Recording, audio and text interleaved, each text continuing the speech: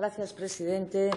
Un poquito subido de tono, ¿no?, el asunto esta mañana. Miren, es verdad que tenemos que acudir al Boletín Oficial del Estado para encontrar la normativa, la regulación básica del impuesto de sucesiones y donaciones, la Ley del 87 y el Reglamento del 91 principalmente, y curiosamente, en la propia exposición de motivos de la ley, una ley estatal básica de ámbito nacional, por si las dudas, es donde se recoge no solo el carácter del impuesto, que ya lo hemos debatido aquí en múltiples ocasiones y no voy a incidir, su carácter directo, personal, subjetivo, progresivo, complementario, es verdad, el IRPF, etcétera, etcétera, sino su principal finalidad.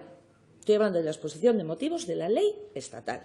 La principal finalidad, que no es otra que contribuir a la redistribución de la riqueza, pues detrae de cada adquisición gratuita un porcentaje en favor del tesoro público. Normativa estatal que establece con precisión meridiana el hecho imponible en la adquisición gratuita de bienes, también de obligaciones, y que delimita con claridad el sujeto pasivo que recibe de manera gratuita esos bienes de otro sujeto pasivo diferente, por tanto, ninguna doble imposición, por la que, repito, deben contribuir al sostenimiento de las cargas del Estado en aras de la redistribución en la que tiene su razón de ser. Una ley estatal, la que regula estas cuestiones. Señoría, no una norma autonómica, sino estatal, de ámbito nacional, por si alguien alberga aún alguna duda. Es muy bueno que los asturianos sepan también, señora Fernández, que esto es así, es decir, que es una norma estatal la que regula el impuesto.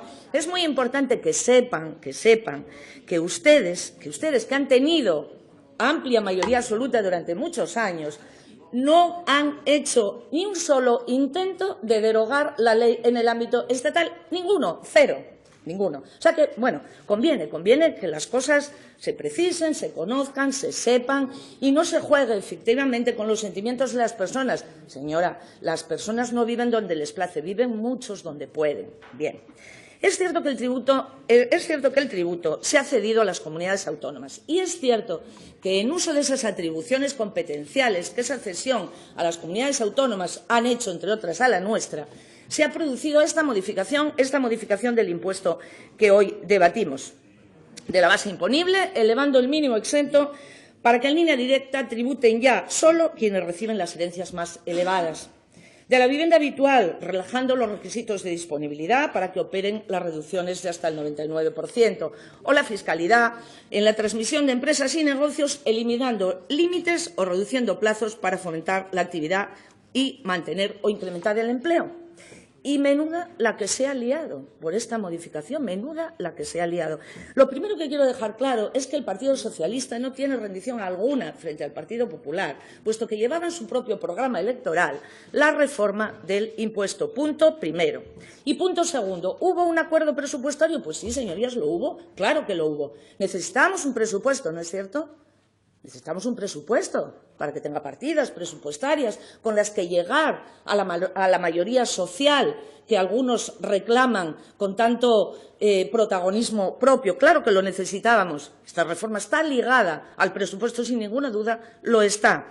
¿Es acaso el primer paso, como dicen desde el Partido Popular, para conseguir la eliminación del impuesto? En absoluto. Señora Fernández, tengo que dirigirme de nuevo a usted. No necesita dar tantos rodeos, ni ir suave, suavecito, pasito a pasito. Puede ir usted directamente a la fuente, puede ir directamente al origen, puede ir a la norma estatal y promover desde allí. Les repito, no lo hicieron cuando pudieron, ahora no tienen mayoría, vaya por Dios. Promover desde allí la derogación del impuesto. Pueden hacerlo y no lo hacen. Por tanto, que cada uno asuma sus propias responsabilidades.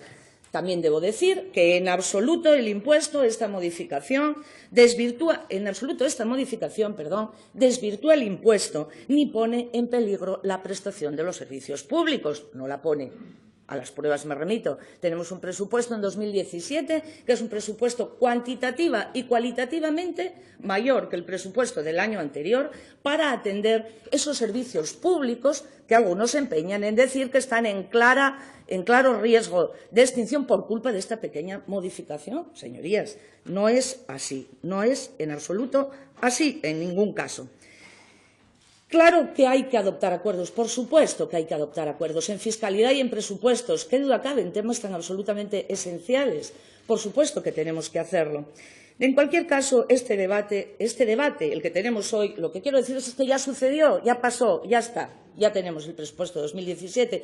¿Con qué mimbres nos enfrentamos a futuras posibilidades de acuerdo en esta Cámara? ¿Con qué mimbres? Si tenemos que hacer caso al tenor de las enmiendas presentadas a este impuesto, si eso pudiera ser extrapolable a la situación política actual, la verdad es que con escasos mimbres cada uno tiene que asumir sus propias responsabilidades y en política bien lo saben. Los espacios que quedan libres los ocupan enseguida otras oportunidades. Hay otras oportunidades para que otros los ocupen.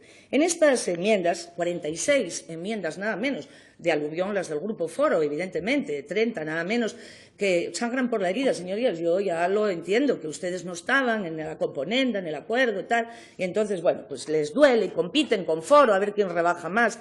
Pero claro, en todo ese totum revolutum ocurre que hay enormes, inmensas contradicciones, y no solo entre los dos grandes bloques que tienen las posturas tan claramente encontradas que, lógicamente, las enmiendas operan en sentido contrario. No solamente ahí, también entre formaciones amigas, y lo digo y lo repito, entre el PP y Foro, porque es que lo de las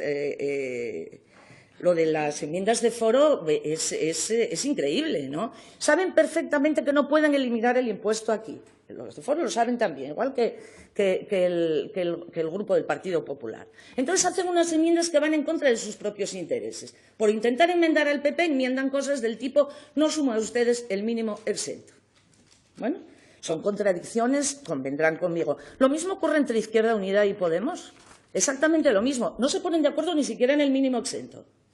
Tampoco en los límites para transmitir negocios, por decir algo, ¿no? Entonces, ¿cómo pretenden después aleccionar a los demás de cuál ha de ser el volumen, el nivel que ha de alcanzar ese mínimo exento o esos límites para la transmisión de negocios? También las contradicciones llegan también al seno de cada una de las propias formaciones. Yo hay algunas de las de ustedes, señores de Podemos, que no las entiendo. Sencillamente, no solo no las comparto, sino que no las entiendo. ¿Por qué, por ejemplo, intentan poner trabas a la transmisión de las explotaciones agrarias? ¿Acaso fundados en el hecho de que existen grandes latifundios agrarios en Asturias? ¿Cuál es el motivo? Es que son cosas de verdad que no se comprenden. Por tanto, y voy terminando ya, en el caso de Ciudadanos celebro que se hayan decantado porque se habían abstenido hasta ahora en todo, desconocíamos cuál era su postura. Por tanto, señorías, desde mi grupo parlamentario vamos a defender esta modificación templada del impuesto de sucesiones, adaptada a las necesidades y en aras de un acuerdo presupuestario que era absolutamente necesario y que ha salido bien, Por tanto, en el presupuesto que tenemos y que es muy social, sí. Bien, por tanto, las enmiendas, que no es que las vayamos a rechazar nosotros, que las vamos a rechazar, sino que la inmensa mayoría de ellas, y desde luego todas en su conjunto, se rechazan por sí solas. Gracias. Gracias, señora Vega.